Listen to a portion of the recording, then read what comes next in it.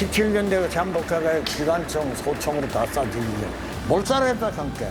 17년대가 막아줘서 우리나라를 지켰어.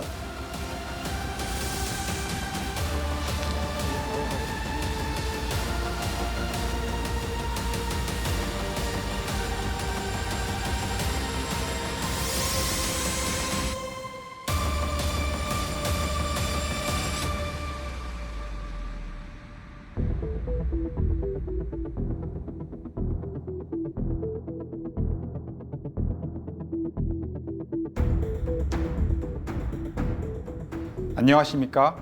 다큐멘터리 전투상보 2부 활용장 전투 스토리텔러 박동입니다. 6.25 전쟁이 발발한 지 75년이 지났습니다. 그런데도 우리는 아직 6.25 전쟁의 전투사를 다 모릅니다. 관련 기록들도 다 발굴하지 못했고 연구도 현재 진행형입니다. 그래서 아직까지도 알려지지 않은 전투들이 곳곳에 숨어 있는데요. 오늘 함께 알아볼 활용장 전투도 그중 하나입니다. 활용장 전투라는 이름을 처음 듣는 분들도 많으시죠?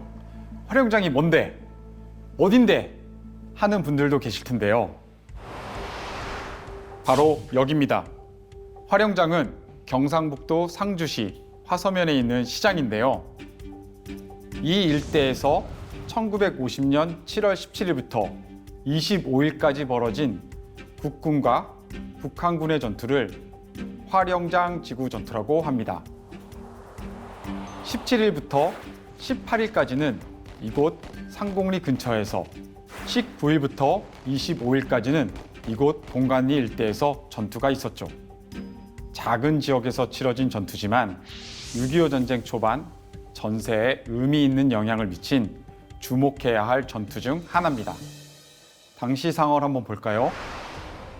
1950년 6월 25일 남하를 시작한 북한군은 사흘 뒤인 6월 28일 한강 이북을 점령하고 급기야 7월 3일 한강 방어선을 돌파합니다. 이 같은 북한군의 남하를 막기 위해 유엔군은 금강 소백산맥 방어선을 이용해 북한군의 공격을 저지한 후 반격할 수 있는 여건을 마련하고자 했습니다. 금강과 소백산맥이 방어에 가장 유리한 천연 장애물이었기 때문입니다. 반면 북한군은 금강 소백산맥선을 신속히 돌파한 후 대구를 지나 남해안으로 진출하고자 했습니다. 이를 위해서 상주 확보 임무를 받은 북한군 제15사단이 48년대를 선두로 갈령을 넘어 49번 도로를 따라 활용장을 향해 내려오고 있었습니다. 같은 날 전선 조정을 위해 1군단에서 2군단으로 배속 전환된 국군 제17년대는 보은에서 2군단 사령부가 있는 함창으로 이동하기 위해 활용장을 지나가야 했죠. 이 내용은 국군 제1군단 전투상보에도 기록되어 있는데요. 전투상보에 따르면 7월 17일 제17년대 제1대대가 선두로 나서서 이동을 시작했습니다. 당시 이곳 활용장 상주 축선에는 북한군을 막기 위한 별도의 방어부대도 없었는데요. 이런 상황에서 동시에 활용장을 지나게 된 국군 제17년대 1대대와 북한군 제15사단 48년대가 맞닥뜨리게 된 겁니다. 경상북도 상주시 화서면. 이곳에 활용장이 있습니다. 활용장은 상주와 인근 지역의 중심 상권 중 하나였습니다. 조선 후기부터 이어져 온 5.1장이 지금도 열리고 있죠. 활용장의 흥망성쇠를 지켜봐온 토박이 성순용 씨. 이래 뭐 꽃이도 아주 진열도 잘 돼 있고. 하령 거지 하령 거요. 어떻게 이래만 싱싱하고 이래 좋은데 와 사람들이 안 나오고 안 팔리고 그래. 아유. 사람이 농촌에 그만 자꾸 줄어. 인구가 줄게 장이 이제 폐쇄될 지경이라. 갔었지 여기 사람이 빠져댕기질 못했어. 하도 많으니까 썰것 모집이라 여기 하루에 썰것 모집. 성순용 씨가 매일 찾는 곳은 활용장에 자리한 노인회관입니다. 활용장 전투를 기억하는 이들이 남아있죠. 무슨 뭐 살아야지. 우리 동네 산 뒷산에서 박연표를 박아놓고 그 지역을 막 공격을 하고 해서 다 죽일 수 있는 건 다 잡았어. 17년대가 잠복화가 기관총, 소총으로 다 쏴 죽이고 몰살했다 함께. 그 아군은 하나도 안 죽었어. 시방 같으면 거짓말 같지만 그 현장을 가보면 고려돼 있어. 두 번의 전투가 있었던 화령장 전투 중에 첫 번째 전투가 벌어진 곳은 상곡리입니다. 그래서 상곡리 전투로 불립니다. 과연 당시의 흔적이 남아있을까요? 안녕하세요. 네, 안녕하십니까. 처음 뵙겠습니다. 네. 육군 삼사관학교 박동입니다. 네, 안중입니다. 여기가 고향이세요? 네네, 바로 요 위에 동네에서 태어나서 자라고 했습니다. 그러면은 어릴 때 화령장 전투에 대해서 좀 들으셨어요? 예, 많이 듣고 자랐죠. 어르신들이 항상 이쪽에서 전투가 크게 있었다. 요 앞에서 우리 국군이 참호를 파고 매복을 서고 있었고, 이제 북한군들이 요 주도를 따라 내려왔을 때 이제 공격을 해서 전투를 했다 그러더라고요. 요 위쪽에 가면 그 이제 참호가 이렇게 능선으로 이렇게 참호가 파져 있는데, 지금은 나무가 너무 울창해서 안 보이는데 겨울 같은 날은 낙엽이 다 떨어지니까 라인이 이렇게 두 줄로 이렇게 보입니다. 능선 라인이. 그러면 지금 그 참호 진지 네네네. 한번 우리가 가서 볼 수 있어요? 기억이 좀 가물가물하겠지만 그래도 한번 찾아보도록 한번 해보겠습니다. 그럼 한번 안내해 주세요. 네네, 알겠습니다. 어린 시절 이곳 봉황산 능선에서 놀다 참호를 발견했다는 안중희 씨를 따라 흔적을 찾아 나섰습니다. 초입부터 길이 없습니다. 등산로가 없다 보니 인적이 끊겨서 온통 수풀로 뒤덮여 있습니다. 여기는 완전히 그 등산로가 없는 야산입니다. 전쟁 당시에도 우리 병사들이 올라가기 쉽지 않았을 것 같습니다. 보니까. 네네, 아무래도 여기가 좀 험하죠. 네네. 상당히 가파릅니다. 길이 미끄러니까 조심하십시오. 예. 급경사에 낙엽이 쌓여 미끄럽기까지 합니다. 오.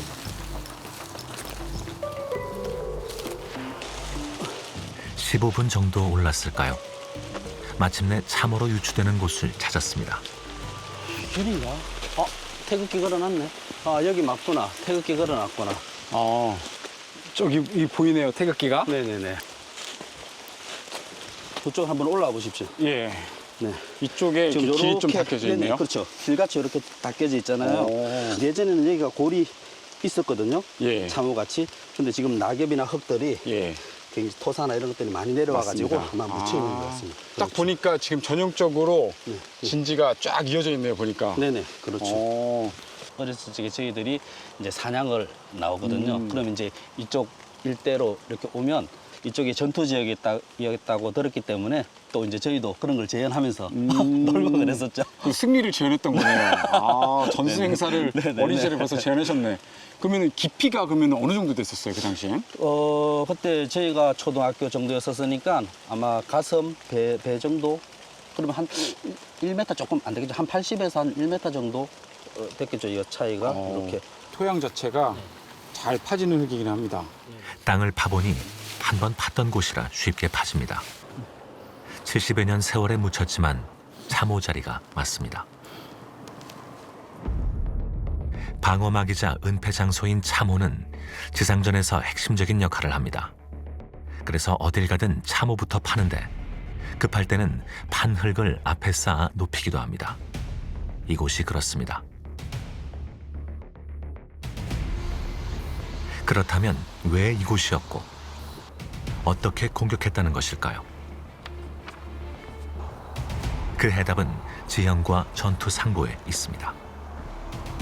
이게 전투상보인데요. 제가 있는 곳이 바로 이곳입니다. 봉황산 동쪽 끝에 산부 능선상이에요. 국군 제17년대는 보은에서 육군 복무 명령에 따라 화령장을 지나 상주, 함창으로 이동하게 계획되어 있었습니다.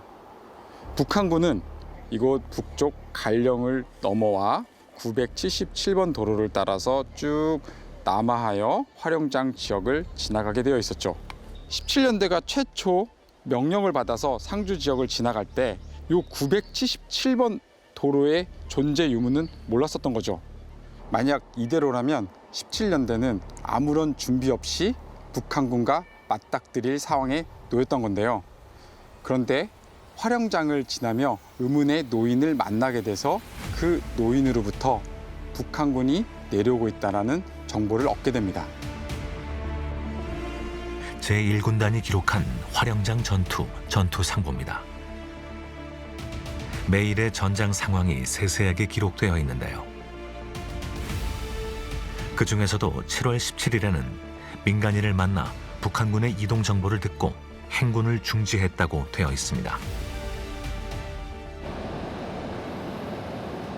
과연 누구를 만나 어떤 얘기를 들었던 것일까요? 의문을 풀기 위해 대구를 찾았습니다. 상주가 고향인 엄정용 씨. 엄 씨의 아버지가 전투 상보에서 언급한 바로 그 인물입니다. 화령장 전투에 공을 세워 감사패를 받았죠. 우리 아버님 태코가 은복님이고 자가 암해인데 우리 아버님이 6.25 사변 때 인민군이 있는 걸 알고 내려오는 우리 17년대를 살리기 위해서 신고하는 거. 그래서 이 공로패를 받은 겁니다. 굉장히 자랑스러운 상패라고 공로패라고 생각합니다. 아버지 엄복림 씨는 살아생전 화령장 전투 얘기를 자주 했다는데요. 그 이야기에 따르면 엄복림 씨가 북한군의 동태를 알고 국군에 알린 과정은 이랬습니다. 지붕골이 있는 사람이 우리 아버님한테 전달이 왔어요. 민군 일개 부대가 막 항정없이 와 있다.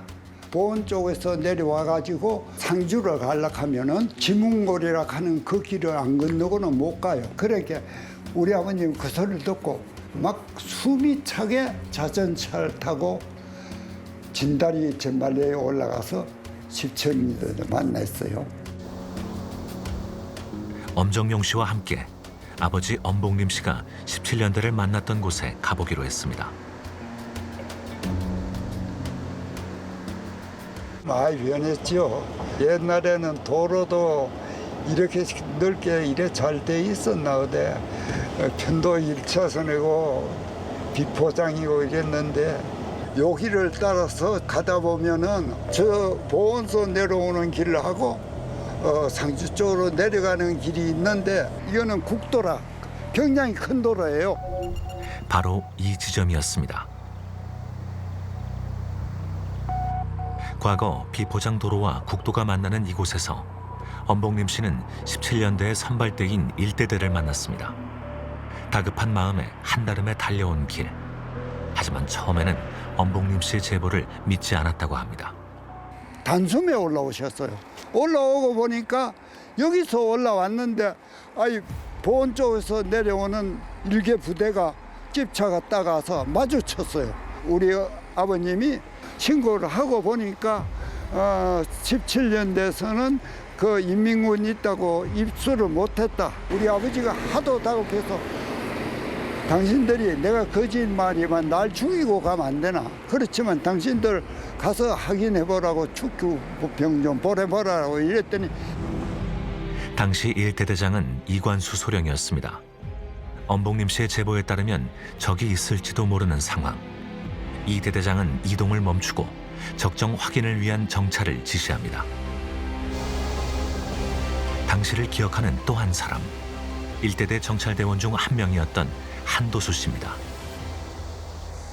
그는 정찰 도중 적의 전령을 잡았습니다. 다리 있는 데부터 이렇게 걸어서 내려왔어요. 우리 정찰대가 산 밑에 가서 전부 다 의장하고 경계를 이제 건물하고 있는데 인근 전령이 자전거를 타고 상주 쪽으로 가는 거예요.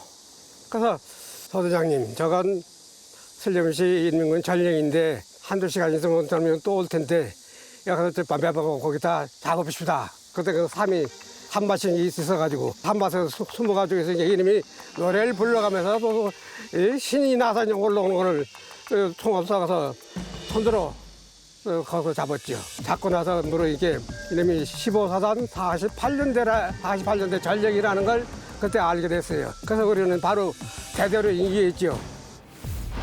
전투 상보에 따르면 포로가 문서를 가지고 있었고 이 문서로 북한군의 위치와 이동 상황을 파악할 수 있었는데 북한군 제15사단 48연대 2개 대대가 상공리로 오고 있는 중이었습니다. 이관수 소령은 회군이나 은폐 대신 전투를 선택합니다.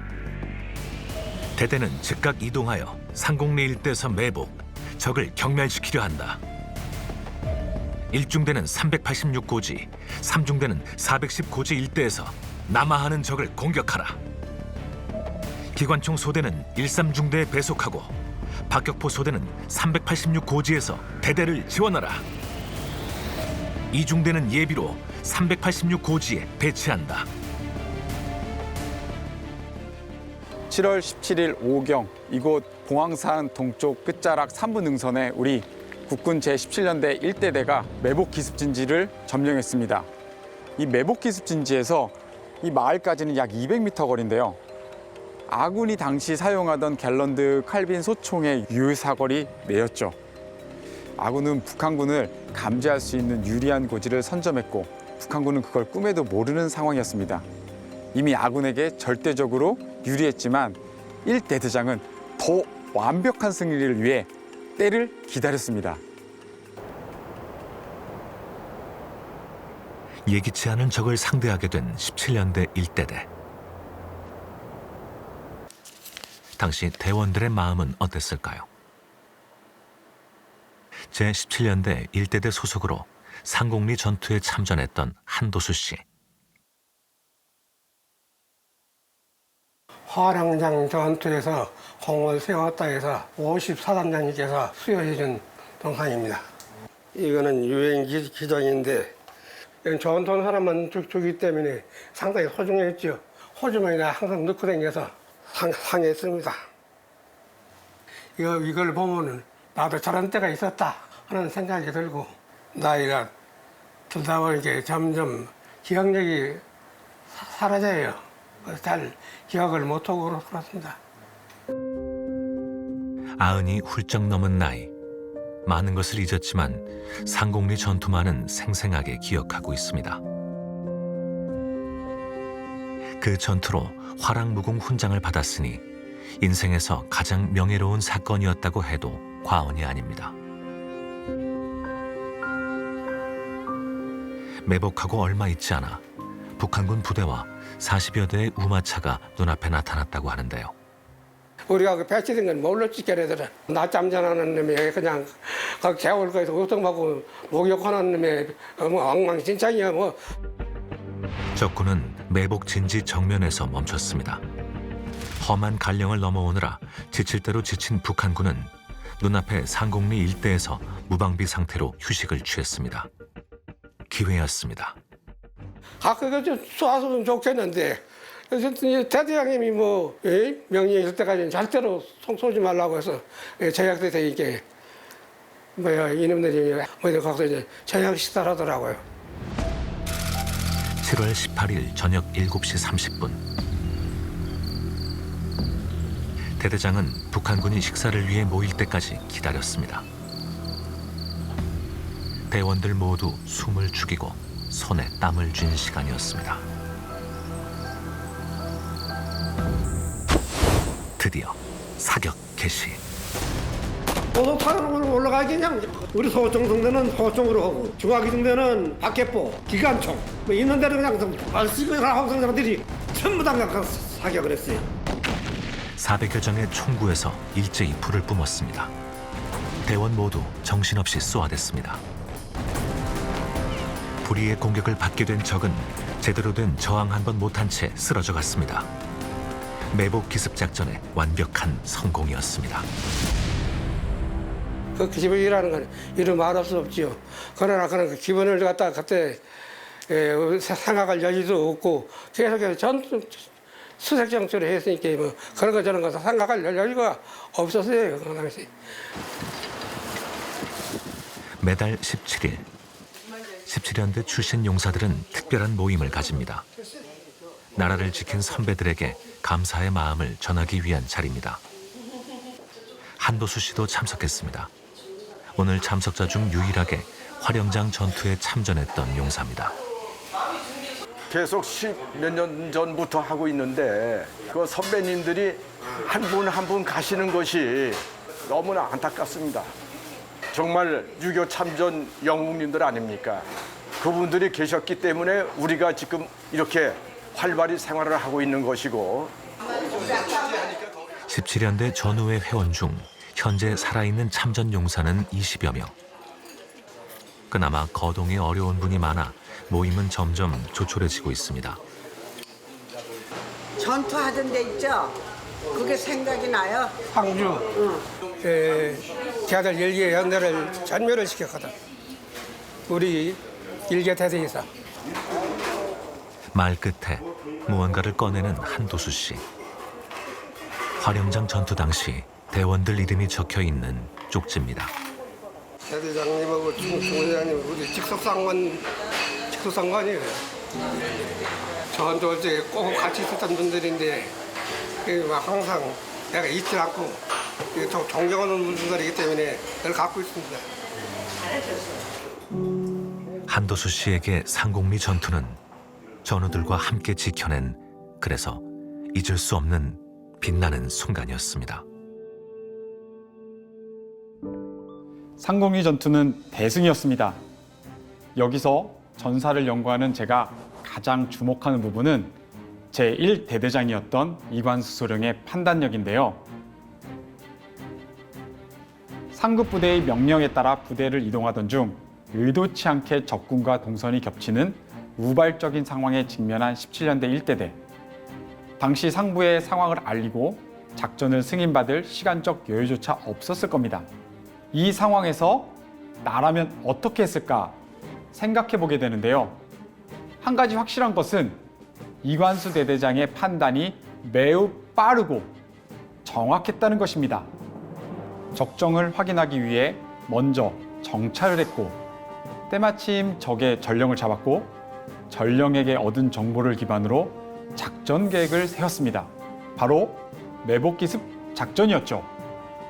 적은 수의 병력으로 대부대를 상대하기에 매복과 기습만큼 효과적인 작전은 없습니다. 이관수 대대장은 현장의 지형을 10분 활용해서 전투를 준비했고 마침내 승리를 거뒀습니다. 그렇다고 북한군 제15사단이 규모나 활용면에서 결코 만만한 상대였던 것은 아니었습니다. 전쟁 초기 10,000명 규모로 중부 전선을 담당했던 북한군 제15사단은 7월 3일 한강도와 4일 이천과 여주 점령, 5일에는 춘천의 모터사이클 부대와 합류해 장호원을 점령했고 10일에는 음성을 점령한 뒤 거침없이 남하고 있었습니다. 전차는 없었지만 적지 않은 화력을 보유하고 강력한 공격 기세를 유지한 채 화령장까지 진출했죠. 반면 당시 1,400여 명 규모의 국군 제17연대는 개전 후 옹진반도에서 철수한 이후 몇 차례 전투를 거치며 막대한 병력 손실을 입어 추가로 보충된 병력이 많았고, 장비 역시 부족할 뿐더러 기능 고장도 많아 실제 전투력 수준은 더 낮았습니다. 하지만 이 같은 열세에도 불구하고 상황 변화에 빠르게 대처한 덕분에 승리할 수 있었던 것입니다. 1대대가 상곡리 부근에서 매복기습 공격에 성공한 이후 제17연대는 즉시 다음 작전에 돌입합니다. 전투상보에 따르면 제1대대와 3대대가 우회 포위망을 만들어 반대편 산으로 도망친 북한군 제48연대의 해잔병들을 공격하여 섬멸시켰다고 하는데요. 이 작전의 성공은 17년대 연대장 대응을 맡고 있던 김희준 중령의 통찰력 덕분이었습니다. 1대대의 매복 기습 공격이 성공했다는 보고를 받은 그는 현장으로 달려와 도망간 북한군 잔적 소탕 작전을 세우고 직접 지휘하기 시작합니다. 우리 군의 맹렬한 공격에도 불구하고 북한군은 바위와 나무 뒤에 숨어 필사적으로 저항했는데요. 당시 1대대 소속이었던 나이연 중사의 수기입니다. 소탕 후 확인해 보니 북한군이 자기 편 기관총 사수의 도망을 막기 위해 나무에 묶어두었다는 비참한 실상이 적혀 있습니다. 상곡리 전투는 시작일 뿐이었습니다. 승리는 또 다른 승리를 불러왔죠. 바로 이곳 동관리에서 벌어진 동관리 전투입니다.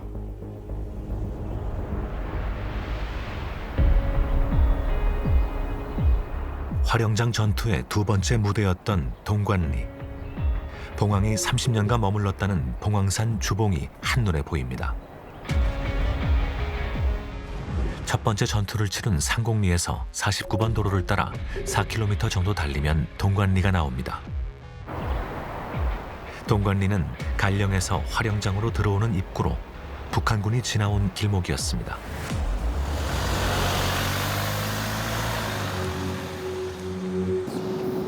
동관리 전투를 알아보기 위해 처음으로 향한 곳은 갈령입니다. 당시 갈령은 괴산에서 상주로 가는 유일한 길이었습니다. 임진왜란 때 왜군도 이 길을 따라 북진했다고 하는데요. 만약 북한군의 후속 부대가 있다면 반드시 이 길을 지나올 것이었습니다.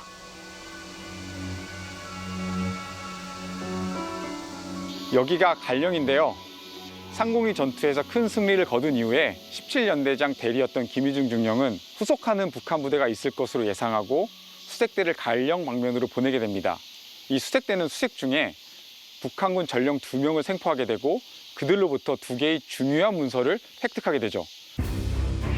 북한군 전령이 지닌 문서에는 상곡리 전투가 있었다는 사실을 모른 채 연락이 없던 48연대를 꾸짖는 한편 후속 부대를 보낼 테니 당시 상주에 있던 국군 육사단을 공격한 뒤 대구 진출을 준비하라고 되어 있었습니다. 북한군 45연대가 올 것이라는 정보는 매우 중요한 첩보였습니다. 국군 17연대가 맞은 두 번째 우발적 상황이었죠. 과연 17연대는 어떤 대응을 선택했을까요? 국군 제17연대장 직무대리였던 김희준 중령은 후속한다는 북한군 제45연대에 대한 대응책을 마련해야 했습니다. 당시 전선 상황이 좋지 않았기 때문에 상급 부대에게 추가적인 병력을 지원 요청할 수 없었던 상황이 됐죠. 어쩔 수 없었던 김희준 중령은 결국 자체 대응을 결심하게 됩니다. 바로 다시 한번 매복 기습 작전을 준비하게 되는 거죠. 매복 기습 작전에서 중요한 요소 중 하나는 지형지물입니다.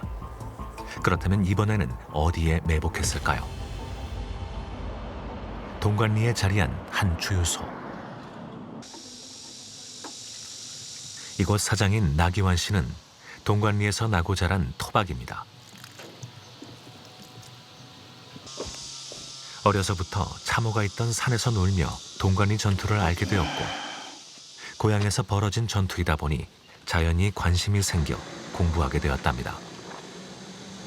동관리에서 상거리까지 대대를 매복시키고 가장 유리한 진점을 골라 기도 은닉하라고 명령했습니다. 동간 상거리가 여기고요. 옛날에 전투 지역이 저산 낮은 봉오리, 사분응선 밑으로 낮은 산에 진지가 있어서 싸움이 치열하게 했다고 얘기를 많이 들었죠. 논둑 밑에 막 시신이 억수로 쌓여서 끌어낼 방법이 없어. 그래서 소시랑으로 시신을 대충 끌어내서 산 밑에 보도랑 쪽으로 이렇게 매장을 했다. 이런 소리도 듣기고. 당시 전투가 벌어졌던 곳은 갈령 고개를 넘어오면 만나는 동관리 입구에 위치한 봉황산 자락이었습니다. 그 흔적을 찾아 나기환 씨와 함께 나섰습니다. 국군이 매복해 있던 참호가 지금도 남아있다는데요. 그 뒤로 친구들 진지 들어가는 길이 초입이 어딘 거예요? 여기요. 여기 길 있나요 여기? 네, 좌회전. 여기 좀 있네 여기. 요 사이로 해가지고 올라가면은 이제 진지가 나오죠. 진지가 나오는 거구나. 그럼 한번 가봐요. 우리 어르신께서 대장하시고 네. 제가 이렇게 따라서 한번 올라가 보겠습니다. 동네 야산인데도 상곡리 전투 참호가 있던 야산만큼이나 험합니다. 길은 없고 나무만 울창한 것이 깊은 산속 같습니다. 지금 이게 엄청 울창한데 네. 옛날에는 이렇게 울창하지 않았죠? 아, 그렇죠. 우리 클 때 이게 민둥선이라. 민둥산. 예, 그래서 총놀이 하러 갈 때 이 예. 호로 가가지고 총놀이 하고 또 내려오고. 결국에는 여기를 이렇게 뭘 파가지고 숨어 있었어야 된다는 건데. 그렇지. 그렇죠. 자, 보니까. 이제 예. 호로 다 왔습니다. 아, 여기 호가 네. 있던 자리구나. 앞에 여기 가을잎이 많이 쌓여서 우뭉하게 보이는 데가 예. 지금 호입니다, 호. 지금은 낙엽 때문에 다 뭉치가고 있는데 예. 우리가 초등학교 때 올라오다 보면은 키는 적었겠지만 예. 거의 뭐 눈높이까지 깊었다. 아, 이게 개인호네요. 보니까 연결돼서 쭉 이어진 게 그런 게 아니고 아니고 여기는 여기는 이제 개인호. 개인호식으로 돼 개인호. 있고 능선의 가장 위쪽에 우리 개인호 여기에 이제 지휘관들이 위치할 수 있는 자리가 되겠고 요 앞에서 이제 육성 지휘가 되는 전면부에 보면은 우리 병사들이 소총수들이 이제 위치할 수 있는 곳이 있죠. 여기에 앞쪽에 이제 진지가 쭉 있습니다. 지금은 낙엽하고 많이 지금 이제 흙이 쌓여가지고 있지만 당시에 진지가 있었던 게 지금 저 보이시죠? 이게 쭉 파여 있는 게. 도로에서 대략 20분 거리. 당시에 민둥산이었다는 것을 감안하면 이 참호에서 길 아래는 한눈에 선명하게 보였을 것입니다. 전투 상보에는 어떻게 기록되어 있을까요? 왜 이곳을 선택했는지 전투 상보에 실린 지도를 확인해 보았습니다. 당시 이 지도 보시면 여기 지금 이 위치에 있는 건데 여기가 이제 그 7중대 지역이 되겠어요. 그래서 지금 보면은 갈령이 한눈에 보여요. 지금 보니까 저기 내려올 것으로 예상되는 곳을 우리가 감지하고 있다고 보시면 되겠고요. 그다음에 이 앞에 있는 주 우마차길 이한천으로 돼 있는 여기까지 사거리가 나와요. 그러니까 감지하고 그다음에 사격할 수 있고 작전적으로 지금도 참 봐도 잘 판 거죠, 위치를. 지금 전투한다고 해도 아마 현재 교리상 더 발전된 교리를 가지고도 여기다가 진지를 파서 전투했을 것이다. 이렇게 보시면 되겠습니다. 당시를 증언해줄 참전 용사를 찾았습니다. 17년대 2대대 소속으로 화령장 전투에 참전했던 윤창렬 씨입니다. 윤 씨는 당시 1등 중사로 중기관총 반장이었습니다. 18살 때, 18세, 17년도 전속 병을 받아가지고 기적으로 사진 찍은 거지. 요거는 가부태가 나고 좌우측에 있는 내 수하에 있는 분대장들이고 우리 죽기 전에 사진을 해서 남기자. 그래서 지금 죽기 전까지 약속대로 보관하고 있는 거예요, 이게. 윤 씨는 육군의 전신이라고 할 수 있는 국방경비대에서 군 복무를 시작했습니다. 그러다 17년대가 창설되면서 17년대 대원이 되었죠. 그야말로 17년대의 산 증인입니다. 화령장에 도착한 게 18일 날인가 7월. 동간리를 중심으로 해서 이쪽 저쪽으로 2대대 병력을 그렇게 배치했어요. 진지를 뭐 하루에 다 대충 자기 몸 하나 숙일 정도는 다 했지만 전화선 전부 연결을 해가지고 전부 다 한 데서는 다 들을 수 있도록 그렇게 돼 있었기 때문에 그게 잘 돼 있는 거죠. 동관리 전투는 상공리 전투 직후 화령장에 도착한 2대대가 맡았고 그중 5, 6, 7중대가 참호를 파고 매복한 뒤 북한군 45연대를 기다렸습니다. 지금 제가 지나가는 길이 과거에 우마차길 977번 도로가 지나가는 길이라고 지금 알려져 있어요. 북한군 15사단 45연대가 이 길을 따라서 남쪽으로 내려갈 것으로 예상됐죠. 우리 국군 17년대 2대대는 그것을 미리 간파하고 봉황산 3부 능선산에 7중대, 6중대, 5중대 순으로 매복 진지를 쫙 구축하고 있었습니다. 아군이 북한군의 이동 예상 경로에 매복을 위해 구축한 참호의 길이는 3km. 참호의 위치는 봉황산 3부 능선이었습니다. 도로까지의 거리는 곧 아군 소총의 사거리였습니다. 매복 기습작전의 핵심은 아군이 정해놓은 작전 구역 내에 적 전체가 들어왔을 때 일사불란하게 한 번에 공격해 경멸하는 겁니다. 결국 17년대 이대대가 이러한 매복 기습 작전의 핵심을 지키면서 공격할 수 있는가가 이 전투의 승패를 판가름할 중요한 요소였습니다. 기다림의 시간이 시작되었습니다.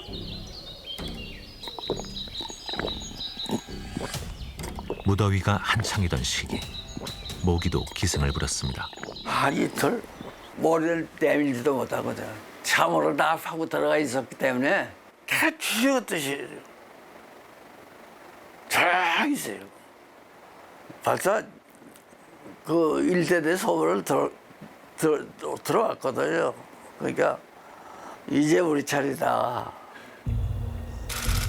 매복 이틀 밤이 지나고 동이 틀 무렵 드디어 북한군이 시야에 들어왔습니다. 대원들은 북한군이 포위망에 모두 들어올 때까지 기다렸습니다. 걔들 오는 게 보였다니까. 최소 50m 거리에서도 배치가 됐었다 이거. 대장이 내 명령 없이는 한 발 총도 쏘아서는 안 된다. 몇 발 가기를 날리면 사족 다 깨지는 거예요. 걔네들이 우리 부대 완전히 바운다리 안에 들어왔다 싶을 때 처음 공격. 드디어 사격 개시.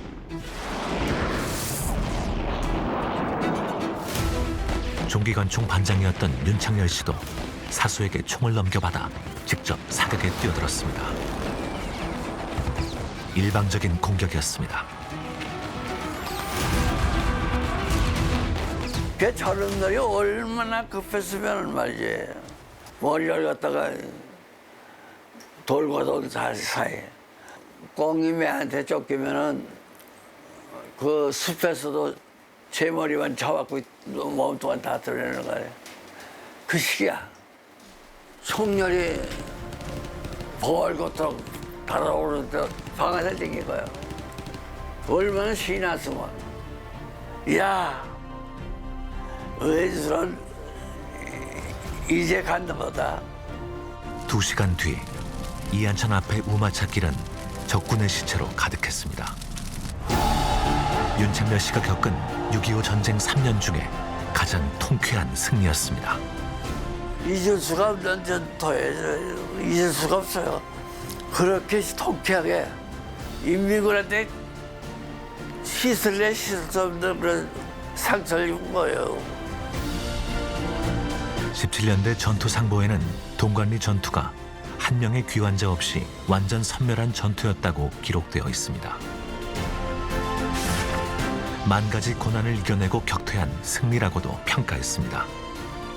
최적의 작전과 완벽한 실행이 만든 완전한 승리였습니다. 전투가 끝난 뒤에 현장에 도착한 미군 고문관 스칼리츠키 중령은 동관리 전투를 두고 이렇게 말했다고 합니다. 1, 2차 대전을 다 겪었지만 이렇게 통쾌한 전투는 처음이다라고 말이죠. 17년대 전투상보에는 상곡리와 동관리에서 치룬 전투의 전과가 기록되어 있는데요. 사살 1,310명, 포로 31명, 이 외에도 각종 무기류 등 많은 노획물이 있었다고 합니다. 사실 이 부분은 다른 기록들과 오차가 좀 있습니다. 어떤 기록을 보면 사살 606명, 포로 66명 이외에 더 많은 노획물이 있었다고 하니까요. 중요한 것은 압도적으로 적을 유린한 완벽한 승리였다는 것이죠. 그렇다면 이런 승리를 연달아 만들어낼 수 있었던 그 비결은 무엇이었을까요? 첫 번째로 주어진 지형을 10분 활용했다는 것입니다. 전쟁 초기 북한군은 소련제 탱크와 자주포를 앞세워 속도전을 벌였지만 활용장에서는 지형 때문에 그럴 수 없었습니다. 이런 경우 지형을 활용한 전술이 더 중요해지는데 아군은 적군을 자유롭게 감시하고 공격할 수 있는 높은 고지를 선점해 전황을 유리하게 풀어나갈 수 있었습니다. 두 번째는 매복 기습을 완벽하게 성공하기 위한 전술을 잘 활용했다는 건데요. 큰 중화기를 이용해 먼저 공격을 한 후 점차 규모가 작은 개인화기 순으로 공격하는 통상의 전투와 달리 기습작전에서는 모든 화기가 일시에 공격하여 화력을 집중하는 것이 중요합니다. 특히 동관리 전투에서 이러한 무기 활용이 두드러지게 나타났습니다. 북한군이 우리의 화망에 들어오자 개인화기는 적에게 최대한의 피해를 주기 위해 지면으로부터 1m 이하로 사격하는 최저 표적 사격을 진행하는 한편 기관총은 교차 사격을 실시하여 적이 우리 군의 화망을 벗어나지 못하도록 했습니다. 또한 81mm 박격포는 갈령 방향으로 도주하려는 북한군의 발을 묶었고 60mm 박격포는 도로 건너편 계열지와 산으로 도망가는 적을 섬멸했죠. 반면 북한군은 속빈 강정이었습니다. 이 문서는 당시 북한군 15사단 본부가 소속 부대에게 하달한 여러 명령서 중 하나인데요. 화령장지구 전투 직전인 7월 13일에 하달되었는데 그 내용을 자세히 살펴보면 행군할 때 대열에서 뒤떨어져서 개별 행동하지 마라. 안일하게 행군하는 도중 항공 습격을 받아 쓸데없는 손실이 나고 있다. 야간 행군 때 떠들지 마라. 한마디로 군기가 빠져 있던 겁니다. 그러니 기습 공격에 속수무책으로 당할 수밖에 없었던 거죠. 2번을 연달아 당했으니 당연히 독이 올랐겠죠. 전열을 가다듬은 북한군과 국군이 화령장 지구에서 다시 한번 맞붙게 되는데요. 이른바 하송리 장자동 전투라고 부르는 화령장 지구 2차 전투로 7월 22일부터 25일까지 전개됩니다.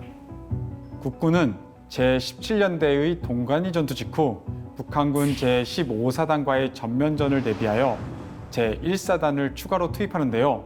11년대와 12년대를 투입한 1사단은 하송리와 장자동에 2개의 축선을 만들어 청계산과 형제봉을 비롯한 여러 고지를 차지하기 위해 격전을 치르죠.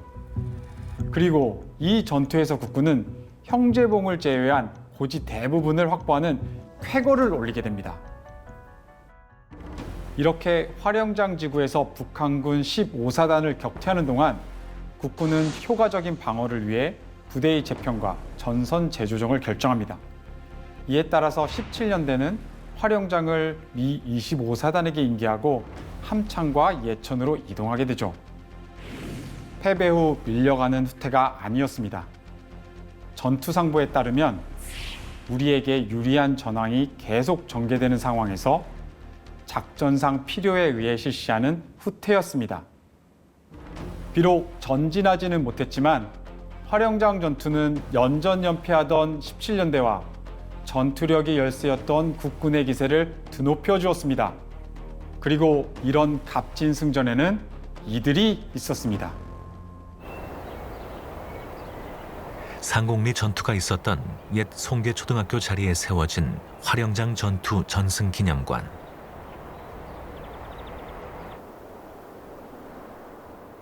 이곳에는 압도적인 승리를 만든 당시의 유물과 기록들이 전시되어 있습니다. 물론 화령장 전투 승리의 선봉에는 국군 17년대가 있었습니다. 하지만 이것이 다가 아니었습니다. 해수사님, 이건 뭐죠? 네, 이 모양은요. 이 마을에 있는 청년들이 우리 국군들한테 이제 길 안내도 해주고요. 정찰 활동도 같이 해주는 그런 모습입니다. 국군들이 가지고 있던 지도에는 이 지형의 지도가 표기가 되지 않았었어요. 이 마을에 아마 이 청년분들이 안 계셨다면 우리 국군들 싸우는데 굉장히 힘드셨을 거예요. 사실 이렇게 지역 주민들이 어떤 정보를 주는 활동, 이게 정말 너무나 귀중하고 전투의 핵심적인 역할을 많이 했어요. 이외에도 화령장 전투에는 보이지 않는 많은 주민의 조력이 있었습니다. 끼니를 챙겨준 것도 주민들이었죠. 이거는 보니까 동네 지역 주민들이 뭐 식사를 준비해 주는 것 같은데요. 주먹밥도 있고 감자도 있는 것 같아요. 네, 맞습니다. 당시 우리 피난을 가지 않은 우리 그 주민들은요, 집에서 주먹밥을 하고 그다음에 감자 같은 거 삶아가지고 산으로 날라다 주셨거든요. 계속 밀리기만 했기 때문에 배가 고파서 거의 굶어 죽을 지경이었대요. 근데 이 주먹밥을 줘서 살았다. 안 그랬으면 우리 다 죽었다. 따뜻한 마음으로 그렇게 해준 것만으로도 싸우는 어떤 힘이, 원동력이 되지 않았을까, 예, 그런 생각을 해봅니다. 마을 사람들은 자신이 할 수 있는 것으로 힘을 보탰습니다. 성순용 시내도 그랬습니다. 화령장 전투가 시작되자 성시내 마당에도 삼삼오오 모여들어 밥을 짓고 주먹밥을 만들었습니다. 성씨도 함께였습니다. 여기서 이제 밥치기 가지고 주먹밥을 해가지고 3분을 여기서 해다 날랐어요. 한 분 할 때 한 서너 말씩 했을 기라. 버릇을 떼다가 감자하고 이제 그 소고기 한 이제 서너 지름씩 넣고 소금 좀 넣고 이렇게 뭉쳐가지고. 소고기는 어디서 나신 거예요? 집집마다 있는 집은 농사 짓는 소가 있었지, 부잣집에는. 이제 소 먹이는 사람들이 군인들이 돌아가면 다 줬어. 주먹밥이 완성되면 지게로 날랐습니다. 지금으로 치면 일종의 퀵 서비스인 셈인데 이것도 주민들이 자처해서 나섰습니다. 이래 걸머지 이래 걸머지. 지게는 트럭 부럽지 않은 운송 시스템이었습니다. 6.25 전쟁 당시 많은 곳에서 식량과 필요 물자를 지게로 날랐습니다. 산이 많고 길이 험해 차로 갈 수 없는 곳이 많았기 때문입니다. 이들을 지게 부대라고 불렀습니다. 덕분에 국군은 배급이 원활하지 않은 고지나 험한 곳에서도 배골치 않고 전투를 계속할 수 있었습니다. 말하자면 그만 두 입에 다 먹는 것 같아요. 그 감빵 먹고 전쟁하다가 밥을 먹으니 얼마나 좋아요.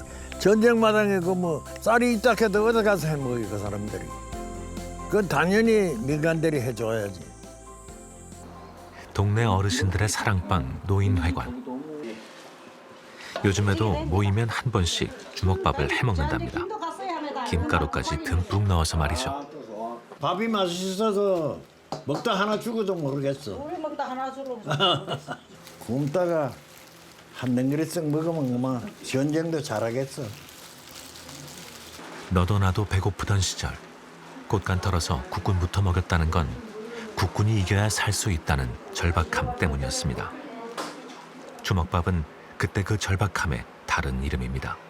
감사하게 잘 먹겠습니다. 군인들 풀받아 싸우고 애먹는다고 해주는 게 그 잡수고 전쟁 잘해야 돼. 네. 75년이나 지났는데도 화령장 전투가 있었던 그 아흐레가 선명합니다. 먹어야 산다. 이겨야 산다. 그래야 대한민국이 산다. 그 일념 하나로 주민들도 기꺼이 두 번째 부대가 되었던 겁니다. 군인들도 이 전투를 잘 했지만 우리 화령장 주민들도 밥도 갖다 주고 날라주고 협조도 하고 이래가지고 이 전쟁에 성공했다고 그래 봅니다. 화령장 전투는 단 9일 동안 화령장이라는 작은 지역에서 벌어졌지만 6.25 전쟁 전개 과정에서 중요한 역할을 한 전투입니다. 특히 화령장 전투는 매복기습 작전으로 승리한 모범적 전투 사례로 볼 수 있는데요. 원칙에 입각한 적에 대한 정보 수집, 영리한 지형 활용, 지휘관의 냉철하고 빠른 판단과 부대원들의 일사불란한 전투 수행이 만든 승리였습니다. 무엇보다 화령장 지구에서 예기치 않은 전투가 이어지면서 국군이 편제와 전투력을 재편하고 미군과 함께 낙동강 방어선 형성을 가능케 했다는 점이 중요한데요. 북한군 제15사단의 계획은 미군과 국군을 대전과 소백산맥 남동부에서 각계 포위 경멸함으로써 대구를 지나 남해안으로 신속히 진출할 수 있는 유리한 여건을 마련하는 것이었습니다. 만약 화령장이 뚫려 북한군 제15사단에 이 작전이 성공했다면 우리는 낙동강 방어선을 형성할 시간도 없이 고전했을 것이고 대한민국의 운명이 어떻게 되었을지 알 수 없습니다. 그래서 화령장 전투는 작지만 큰 전투, 늦었지만 이제라도 주목해야 할 전투인 것입니다. 75년이라는 세월이 흘렀습니다. 전장을 호령했던 용사는 떠났죠. 하지만 아직도 이를 기억하는 사람들이 있습니다. 요거는 미국 응성훈장 실버스타야.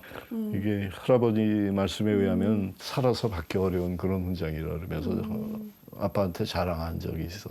여러 번 전투를 하시면서 화령장 전투뿐만이 아니라 화령장 전투도 그렇고 다양한 전투에서 지리산 전투도 그렇고 이 많은 훈장이 한 사람 것이랍니다. 하나 받기도 힘든 훈장을 이렇게 많이 받은 사람은 누구일까요? 아버님 함자는 김자, 희자, 준자 되시는데 맑을 희자, 깊을 준자입니다. 근데 이 이름 그대로 굉장히 그 원칙을 중요시하시고 굉장히 그 공정하신 분이었습니다. 화령장 전투 당시 그는 부상당한 연대장을 대신해 전투를 이끈 지휘관이었습니다.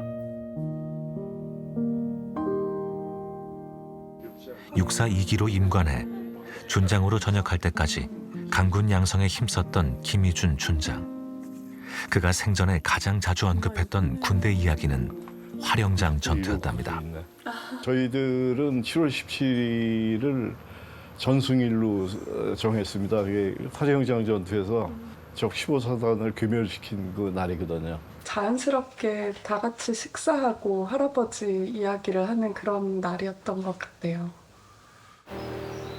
김희준 준장이 잠들어 있는 국립현충원. 올해 7월에도 화령장 지구 전투일 즈음에 가족이 모두 모였습니다. 아버지 묘소를 마주하면 아버지가 했던 말들도 새록새록 떠오릅니다. 아버지의 그 애국심을 저희는 다 느끼면서 자랐거든요. 아, 이렇게 하는 게 나라를 사랑하는 거구나 하는 거를 느끼면서 그렇게 컸던 것 같아요. 항상 그 애국적인 말씀을 많이 해주셨어요, 저희한테. 저희들 왔습니다. 앞으로도 아버님, 어머님 뜻에 맞춰서 열심히 살고 최선을 다하겠습니다. 걱정하시지 마시고 다음에 뵐 때까지 쉬십시오. 아버지를 기릴 때마다 생각합니다. 오늘의 평화는 그냥 얻어진 것이 아니다. 당연한 평화는 없다. 아버지가 남긴 가장 큰 교훈입니다. 전쟁은 없는 것이 가장 평화롭겠죠. 하지만 언제든 다시 발발을 할 수 있는 것이기 때문에 지나간 전쟁의 역사를 되새겨보는 것은 그 어느 것보다 중요하다고 생각이 듭니다. 6.25를 치르면서 그 희생된 많은 생명 젊은이들 18, 19 젊은이들 저기 산소 보면은 전부 나이들이 그런 나이의 청년들이에요. 그 피를 기억해야 될 것이고 6.25라는 걸 그냥 전설 속의 전쟁이 아닌 우리 진짜 역사 속의 하나의 전쟁으로 기억을 해줬으면 좋겠습니다.